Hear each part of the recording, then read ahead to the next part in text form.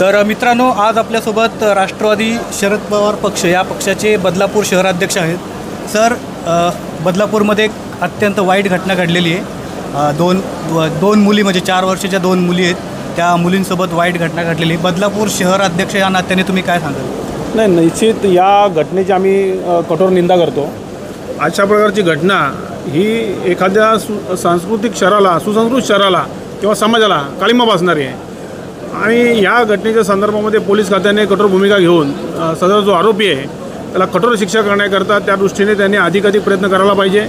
या ठिकाणी असं दिसून आलेलं आहे की शाळेचं जे व्यवस्थापन आहे त्यांनी कुठेतरी ही घटना लपवण्याचा प्रयत्न केला आहे. आता ही जी काही संस्था आहे, ह्या संस्थेच्या माध्यमातून अनेकदा मोठं शैक्षणिक कार्य झालेलं आहे. त्याचं वारंवार आपण बदलापूर शहरात त्यांचं कौतुक केलेलं आहे.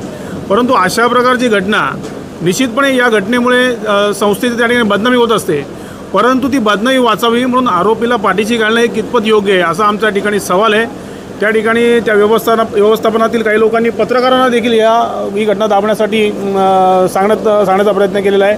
तर या सर्व घटनेचा आम्ही निषेध करतो.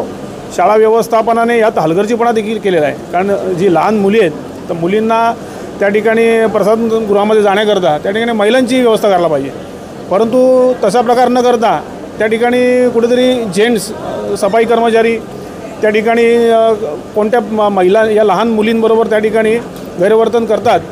हे भयंकर घटना आहे, गंभीर घटना आहे. तर याचा निषेध आमच्याकडनं, राष्ट्रवादी काँग्रेस पक्षाकडनं, आणि सदर आरोपी आहे त्याला कठोर शिक्षा व्हायला पाहिजे अशा प्रकारची आमची आपल्या माध्यमातून मागणी राहील. एवढा संवेदनशील विषय असताना 12 तासापेक्षा जास्त वेळ लागतो गुन्हा दाखल करून घेण्यासाठी पोलिसांना. हा, निश्चित कसं आहे माहिती आहे का, ज्या संस्थेमध्ये घटना घडली ना त्या ठिकाणचे संचालक हे बदलापूर शहरातील शक्तिशाली लोकप्रतिनिधी आहेत आणि कुठेतरी शाळेची बदनामी होईल अशा प्रकारची शंका त्यांना निर्माण झाली. परंतु माझी त्यांना देखील विनंती राहील की बघा, की बदनामी जरी होणार असेल तर या अशा घटना घडू नये याकरता त्यांनी कठोर पावलं उचलायला पाहिजे होती. आरोपीला पाठीशी घालता कामा नये. यात जरी नुकसान झालं संस्थेचं तरी देखील अशा प्रकारे भविष्यामध्ये त्यांच्या शाळेमध्ये येणाऱ्या मुलींच्या किंवा मुलांच्या त्यांचं संरक्षण व्हावं याकरता व्यवस्थापनाने प्रयत्न करायला पाहिजे, न की अशी घटना दाबण्याचा प्रयत्न करायला पाहिजे. त्यामुळे पुढील काळामध्ये अशा प्रकारे जर कुठल्या संस्थांनी प्रयत्न केला तर राष्ट्रवादी काँग्रेस पक्ष ते खपून घेणार नाही आणि या विषयाला शेवटापर्यंत आम्ही पोचू. आदरणीय खासदार बाळासाहेब म्हात्रे यांनी देखील याची दखल घेतलेली आहे. ते आज येऊन या ठिकाणी पोलीस स्टेशनला भेट देणार आहेत आणि ज्या ठिकाणी जे फिर्यादी आहेत त्यांना देखील सांत्वन करणार आहेत. तर निश्चितपणे राष्ट्रवादी काँग्रेस पक्ष अशा प्रकारच्या घटनांचा निषेध करतो आणि आरोपींना कठोर शासन व्हायला पाहिजे यासाठी आम्ही प्रयत्नशील राहू. उद्या जो बदलापूर बंदची हाक देण्यात आलेली याला राष्ट्रवादी काँग्रेस पक्षाचं समर्थन आहे का? निश्चितपणे हा नागरिकांचा उद्रेक आहे आणि या माध्यमातून जर अशा प्रकारच्या घटना घडवून, कारण मला रात्री एका माझ्या मित्राचा फोन आला की दादा तुम्ही पण या विषयामध्ये लक्ष घाला, कारण आमच्या देखील लहान मुली आहेत तर आम्ही देखील घाबरलेलो आहोत.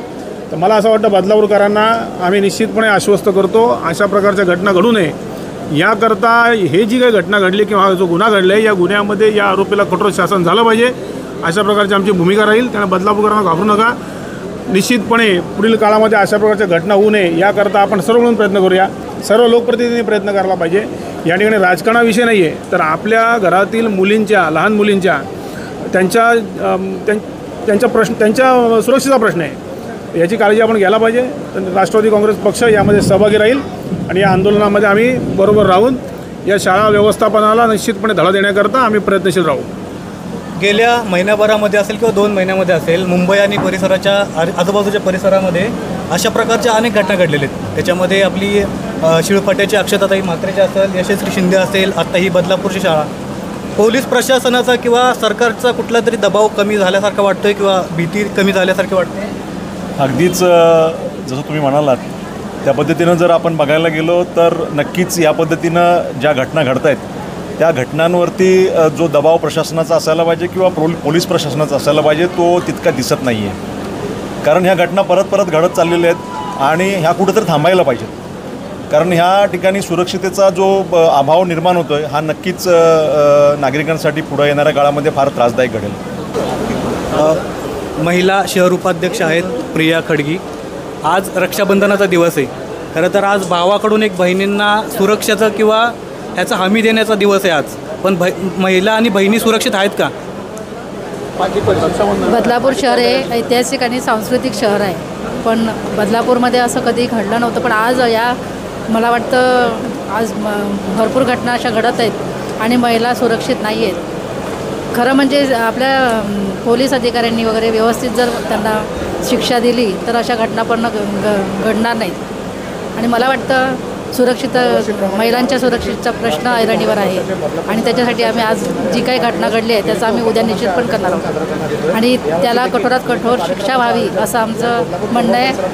जर शिक्षा होत नसेल तर आम्ही स्वतः कायदा हातात घेऊ आणि त्याला आपल्या परीने आम्ही शिक्षा करू. आज बदलापूरला ऐतिहासिक आणि सांस्कृतिक शहर असं म्हटलं जातं, पण आज आम्हाला भीती वाटायला लागली महिलांना की काय चाललं आहे बदलापूरमध्ये. खरंच ऐरणीवर आहे प्रश्न आणि हा लवकरात सोडवावा. या घटनेमुळे अजून महिला एवढ्या घाबरलेल्या आहेत की मुलींना आपण कसं शाळेत पाठवायचं. आणि ज्या शाळेमध्ये जर महिला सुरक्षित नाहीत तिथे त्यांनी परत कर्मचारी भरताना विचार करावा, कारण ही घटना अशी घडू नये असं माझं तरी मत आहे. म्हणजे आमच्या सगळ्या महिलांचं मत आहे. आता लहान म्हणजे ज्यांची मुलं शाळांमध्ये शिकतात त्या पालकांना भीती मनामध्ये की आमच्या मुलं जेव्हा शाळेत जातात ते सुरक्षित माघार येतात की नाही. सरकारकडून दबाव किंवा पोलीस प्रशासनाचा दबाव कमी झाला आहे. पोलीस प्रशासनाचा दबाव खूप कमी झालेला आहे, त्याच्यामुळे ह्या घटना घडतात आहे. जर त्याला कठोरात कठोर शिक्षा नाही झाली तर आम्ही तर ठरवलेलं आहे की सगळ्या महिलांनी एकत्र येऊन कानून आपल्या हातामध्ये घेऊ. लाडक्या भावाला काय सांगाल मुख्यमंत्री साहेबांना?